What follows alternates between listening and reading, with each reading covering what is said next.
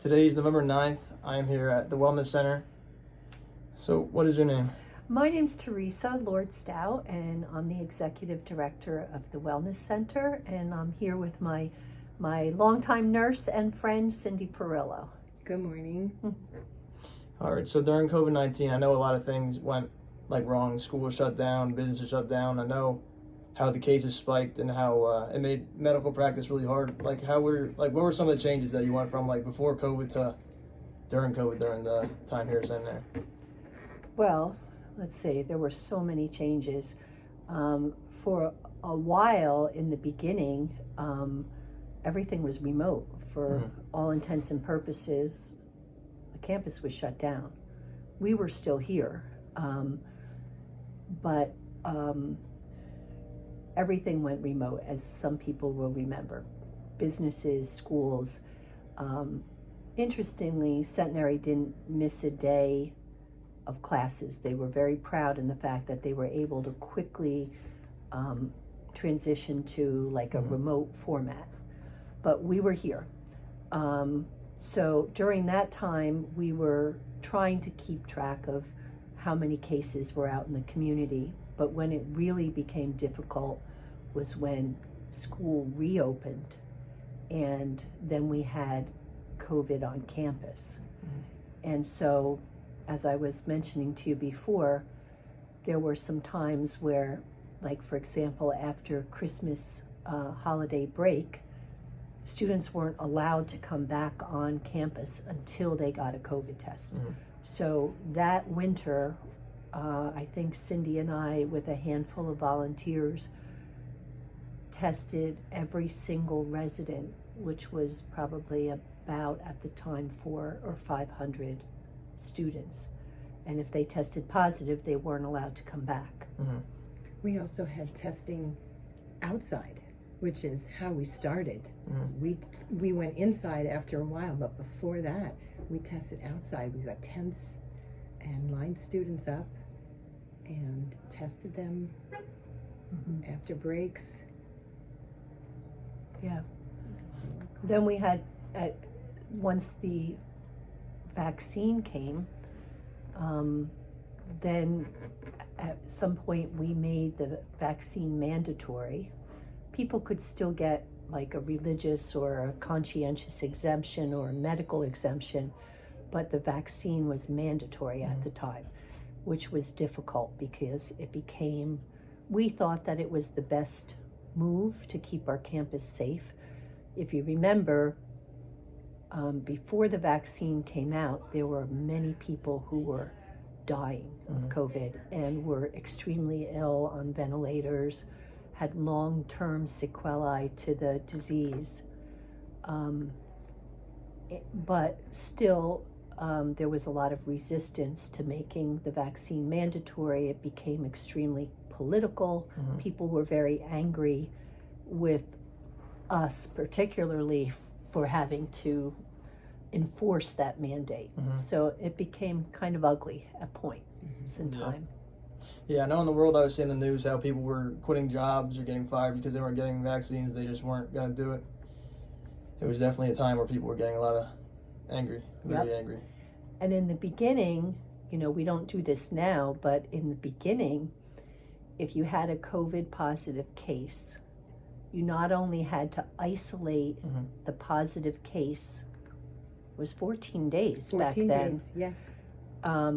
But we had to do all of the contact tracing, so we had to identify all the close contacts of that positive case. Now you can imagine if you had to think back to everybody who'd been around for the last couple of days, and then we had to contact each one of those people and we had to quarantine them, even if they had no symptoms, because they were in close contact. Oh my Lord, you can't imagine the resistance to that. But yeah, people would have to quarantine for 14 days. We had resistance, but at the beginning, there was such a fear factor that there was less resistance. So people were afraid of it, so they tended to test more and be more cooperative. It wasn't until afterwards they realized they didn't like being told what to do, and the movement was more towards Well, not once being people honest. weren't dying and weren't getting that sick, Right. but then the response was, well, why should I get the vaccine? People are still getting COVID, and that's true, but people weren't dying of COVID. People weren't on ventilators. Right. They were just getting like a bad cold, flu-like symptoms. So the vaccine was never meant to stop transmission or stop you from getting it. It was just meant to stop people from dying. Yeah. So. You know, medicine's not perfect. Science is not perfect. We learned from this. The whole COVID diagnosis treatment process has evolved. Yeah. You know, and we've learned from it and moving on.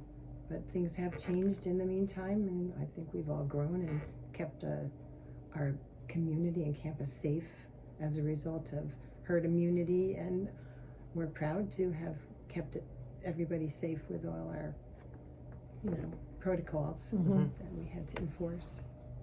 And just off of what you were saying, when I was in high school, unfortunately, I did come out with COVID my junior year, or no, my senior year, when I had played baseball. So I got it. Then we had to reach out to every single one on the team. Then we had to see, like my teachers. It was definitely a process where it was like a lot of paperwork. They were saying there was a lot of emails, a lot of phone calls. They were being made, a lot of warnings. If you guys have symptoms because this person was around you, then you have to stay home. It was definitely a time where people were like, oh, it was not a good time. We had, sadly, a couple outbreaks on athletic teams, but one outbreak in particular that stands out in my mind. We had an outbreak on the basketball team, and of course, again, this is before the vaccine, right?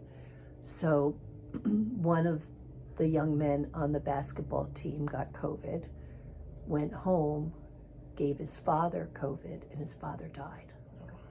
So that, and sadly, that student had to drop out of school because once his father died, the family had a lot of financial hardships, and he couldn't afford to come back.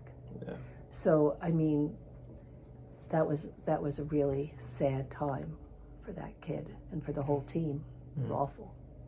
Now, I know on the school aspect, there was like one day we were all in school, and then we were just called down, oh, we're going virtual, there's a disease going around. If you guys come, you guys can get sick, and it's deadly, because at the time you're hearing all these cases of death, all the cases rising. So what was your guys' response? Like, did you guys like an email, a phone call, and you guys like, COVID's around, and you have to Actually, when it first started, I had the trip of a lifetime planned. I was going to Vietnam with a friend of mine, down a river in Vietnam, through Cambodia. I was so excited about going. And then we started hearing about these rumblings, and so I had to cancel the trip because people were being warned not to travel. I didn't think it was very good if the executive director of wellness went against the CDC guidelines and went on my trip anyway, so I didn't. But yeah, it was very quick. That I can't remember exactly, but it was pretty quick that we decided to close school, right? Yes. I can't remember exactly it hit us quick, and then all of a sudden we had to deal with policy. How is the school going to deal with this? What are the policies of the school to keep everybody safe? What is the health center going to do? So we had to make decisions rather quick. We had to gather with all the Kerry and the president at the time, and head of security, like, what are we going to do? I'm remembering too that in the very beginning when we first closed, I was the only one here, and I had my grandson come in to work with me because my daughter, there was no daycare for him, and his school was closed, and my daughter is a nurse. So she had to go into work. She's a single mom. So I ended up having my grandson for like a month, and I used to bring him to work with me. I had asked the dean, but I was like one of the few people that were on campus coming to work, so I brought Benny with me. Yeah, it was very quick when everything shut down. Now, this might be a hard question because, I mean, there's not many good things that came out of this, or I'm sure working was also definitely harder. So when COVID happened, was there any positives that came out of it? Like anything good that happened here that you would say stuck out, or anything good that happened in your life? I mean, I think the one positive thing is like maybe the value of having a health office on campus, and the value of having like a medically knowledgeable presence on campus was a plus, because we were in constant communication with the Department of Health, the local Department of Health. That's another plus, I guess, because we forged some really important relationships and partnerships with those folks, which we still have today. So that was a positive, and probably also our larger community of colleagues, which was the New Jersey College Health Association, which we became very active in, and all these nurses, doctors, and nurse practitioners that worked in college health, we were constantly communicating, in sharing ideas, sharing stuff, sharing how we were protocols, managing, sharing videos, sharing everything. yeah, You know, because nobody knew what to do. Yeah, Nobody. it was definitely something we didn't think we were going to be doing in our No. careers. Yep. no. And I remember in the beginning, the first student that came over here to be tested, and we had to gown up with all this PPE, and we felt like I was petrified. I thought it was, it was like Ebola, for God's sakes, Yeah. We had never, and I remember being very fearful that we were going to come in contact and bring it home to our elderly family members, our very new baby family members. Like it was scary. It was scary, but I also felt like at one point when there was such a nursing shortage, I even talked to Kerry about maybe leaving my post here and volunteering in the hospital because they didn't have enough people. So yeah, I guess there was some good that came out. And that sense of, there's always a during, like you think about 9/11, how, it was just like support for America.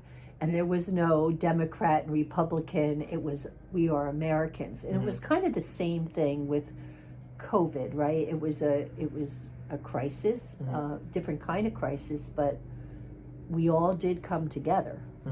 I feel the same way.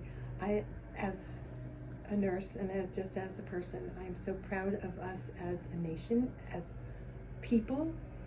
We did an impossible thing. We conquered this. We came out on the other side. The fact that everybody's so polarized and so strong right now is so disappointing to me, because I was so proud of us at that what we point. did. And personally here, to answer your question, I got so close with these two women that I work with. We were in PPE 8 to 10 hours a day. We worked so hard together, and there's just nothing that you can do to explain that in words. You have to feel that feeling. We didn't go to war with each other, but I can understand why soldiers are friends for life, because we were in the trenches together, and we came out, and I just feel so close to them. Our friendship has just grown. Yeah.